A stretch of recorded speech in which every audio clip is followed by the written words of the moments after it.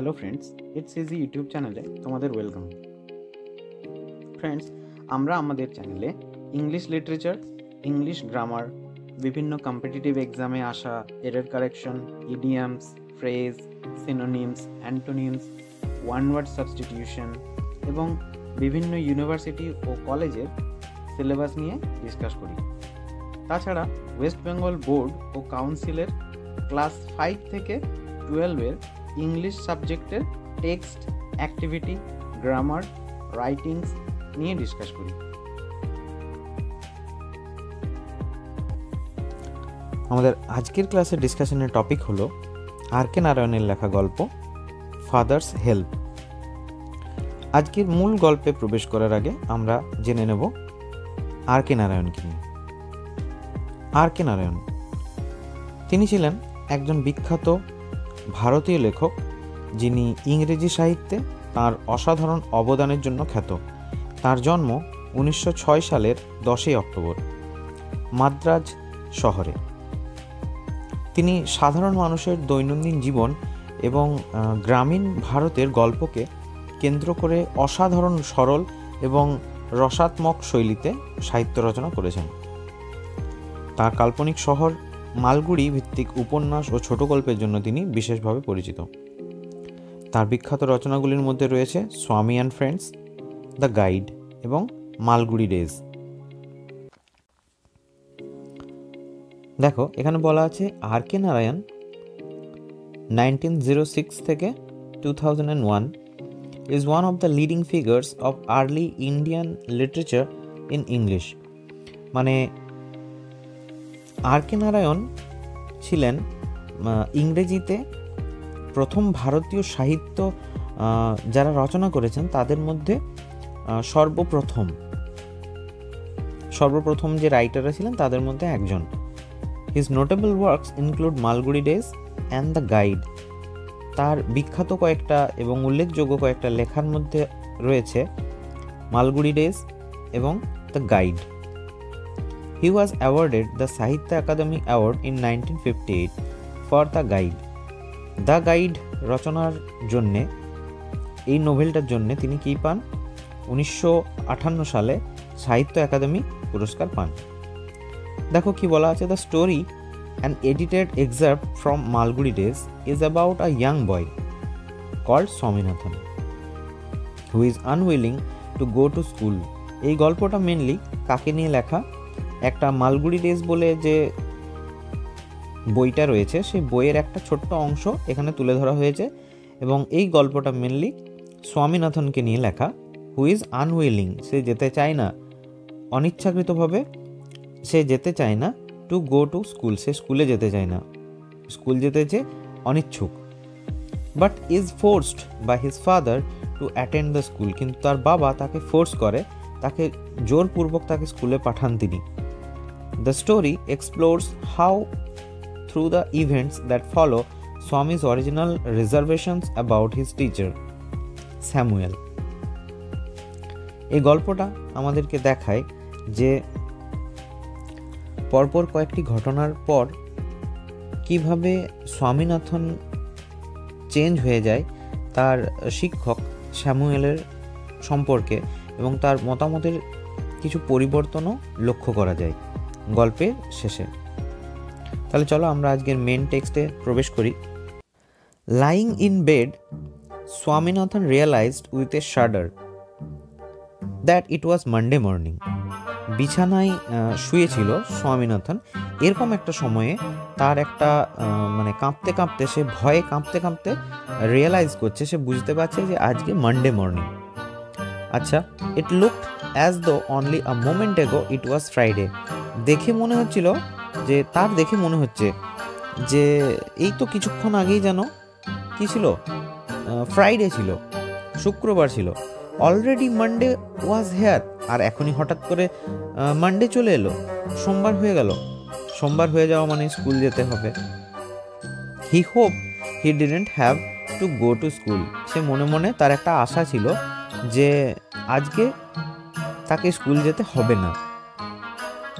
At 9 o'clock, Swaminathan ওয়েলড। ঠিক সকাল 9টা বেজেছে ঘড়িতে সেরকম সময়ে স্বামীনাথন কাঁদতে কাঁদতে বলে ওঠে, আই হ্যাভ এ হেডেক, আমার মাথার ব্যথা করছে। মানে এটা তো বাহানা, অজুহাত একটা। মাদার জেনারাসলি সাজেস্টেড দ্যাট স্বামী মাইট স্টে অ্যাট হোম। তার মায়েরা যেমন হন আর কি, তার মা তাকে সহৃদয়ভাবে তার মা তাকে বলেন যে ঠিক আছে, আজকে স্কুল যেতে হবে না, সে আজকে স্কুল নাও যেতে পারে, বাড়িতে থাকতে পারে। At 9:30 when he ought to have been in the school prayer hall, ঠিক 9:30-এ যে সময়ে তার জেনারেলি স্কুলে থাকার কথা, সাধারণত সে এই সময়টা স্কুলে থাকবে, স্কুলের যে প্রার্থনা হয় সেই প্রেয়ারে থাকবে, সেই সময়ে কি করছে স্বামী was lying on the bench in mother's room. তার মায়ের রুমে একটা বেঞ্চে স্বামী শুয়ে আছে। ফাদার আস্কড হিম, তার বাবা তাকে জিজ্ঞেস করছে, have you no school today, আজকে কি তোমার স্কুল নেই? হেডেক, স্বামী রিপ্লাইড। স্বামী তখন কি রিপ্লাই করছে? মাথা ব্যথা, মাথায় যন্ত্রণা করছে, তাই আজকে যেতে পারবো না। Nonsense, dress up and go. তার বাবা তাকে বকাবকি করেছেন এবং তাকে বলছেন শুধু উল্টোপাল্টা কথা, ড্রেস আপ অ্যান্ড গো, চল জামা কাপড় পর এবং স্কুলে যা। হেডেক, মাথা ব্যথা। আবার স্বামীনাথন জানাচ্ছে তার মাথা ব্যথা। Loaf about less on Sunday and you will be without a headache on Monday. তিনি ধমক দিয়ে বলেন যে এই যে রবিবার দিনটা তুই ঘোরাঘুরি করিস সেটা একটু কম কর, তাহলে কি হবে যে আজকে যে সোমবার তোর মাথা ব্যথা, সেই মাথা ব্যথাটা হবে না, কেননা রবিবার দিন এত ঘোরাঘুরি করেছে, তাহলে সোমবারে তার মাথা ব্যথাটা শুরু হয়েছে। স্বামী new how strict his father could be. স্বামী জানতো যে তার বাবা কতটা স্ট্রিক্ট হতে পারেন বা তার বাবা কতটা কঠোর হতে পারেন। So he change his tactics, তাই সে কি করেছে, তার মানে এই যে ট্রিক্স বা কৌশলটাকে সে চেঞ্জ করেছে।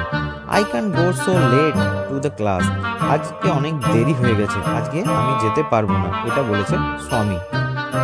ইউ উইল হ্যাভ টু, তখন তার বাবা আনসার করছে তোকে যেতেই হবে। It is your own fault, এটা তো তোর নিজেরই দোষ। What will the teacher think if I go so late. তখন স্বামীনাথন বলছে আমি যে এত লেট করে যাব, টিচার বা শিক্ষক মহাশয় কি ভাববেন আমাকে নিয়ে। Tell him you had a headache and so are late, তাহলে তুই এটাই গিয়ে বলবি যে তোর মাথা ব্যথা হয়েছিল তাই তোর লেট হয়েছে। He will scold me if I say so. তখন স্বামীনাথন রিপ্লাই করছে তিনি আমাকে খুব বকাবকি করবেন আমি যদি কথাটা বলি যে আমার মাথা ব্যথা করছে। Will he? Let us see what is his name. সত্যি তিনি কি মাথা ব্যথার জন্য তোকে বকাবকি করবে তাই নাকি? আচ্ছা দাঁড়া, ব্যাপারটা দেখছি আমি। আচ্ছা তার নাম বল, কি নাম তার? এটা স্যামুয়েলের বাবা, এটা স্বামীনাথনের বাবা জানতে চাই। তারপর কি দেখো লেখা আছে স্যামুয়েল, টিচারের নাম কি? স্যামুয়েল। আচ্ছা, does he always scold the students? স্বামীনাথনের বাবা জিজ্ঞেস করছে এই যে স্যামুয়েল স্যার কি সবসময় স্টুডেন্টদেরকে এরকম বকাবকি করেন?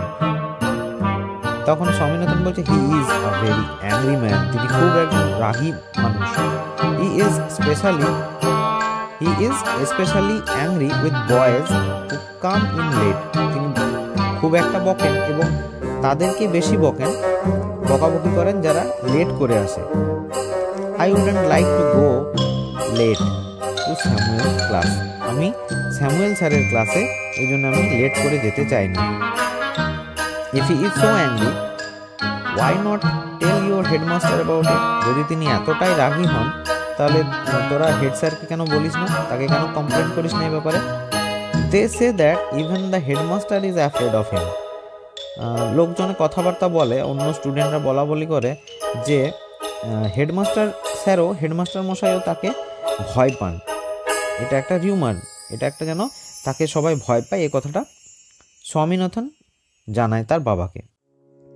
ফ্রেন্ডস, আজকের ক্লাসে আমরা ফাদার্স হেল্প টেক্সটের ইউনিট 1টা কভার করলাম। পরবর্তী ভিডিওতে আমরা প্রশ্ন উত্তরগুলোকে নিয়ে ডিসকাস করব এবং ইউনিট 2টাও ডিসকাস করব। আজকের ভিডিওতে এটুকুই, দেখা হচ্ছে পরের ভিডিওতে। রাধে রাধে।